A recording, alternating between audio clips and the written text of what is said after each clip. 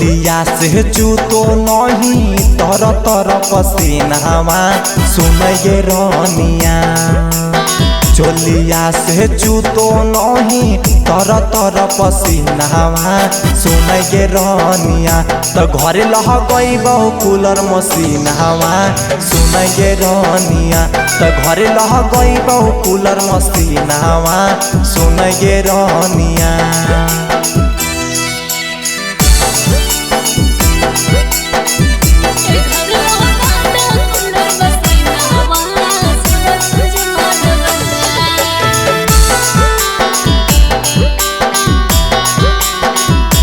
घरे लह गई तो कूलर मसीनावा सुन ये रानिया।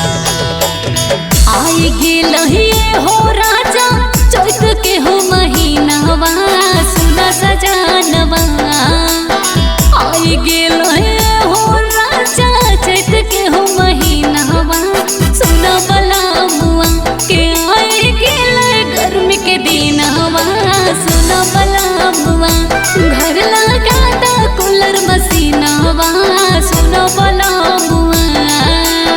काम करेला जइबौ धानी होते बिहानावा सुन कहानावा। काम करेला जइबौ धानी होते बिहानावा सुन कहानावा।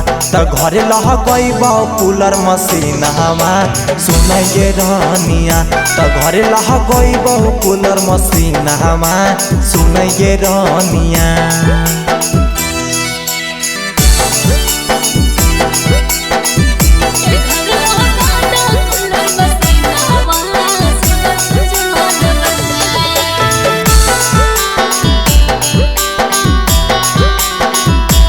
घरे लह गई तो कूलर मसीनावा सुन ये रानिया।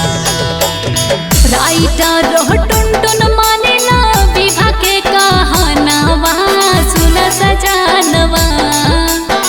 राइटर टुनटुन सोना विभा के कहानावा सुन सजनवा। के घर लगा कूलर मसीनावा सुन सजनवा। घर लगा कूलर मसीनावा सुन सजनवा। चोलिया से जूतो नहीं तर तर पसीनावा सुन ये रानिया। चोलिया से जूतो नहीं तर तर पसीनावा सुन ये रानिया। तो घरे लह गई बहु कूलर मसीनावा सुन ये रानिया। तो घरे लह गई बहु कूलर मसीनावा सुन ये रानिया।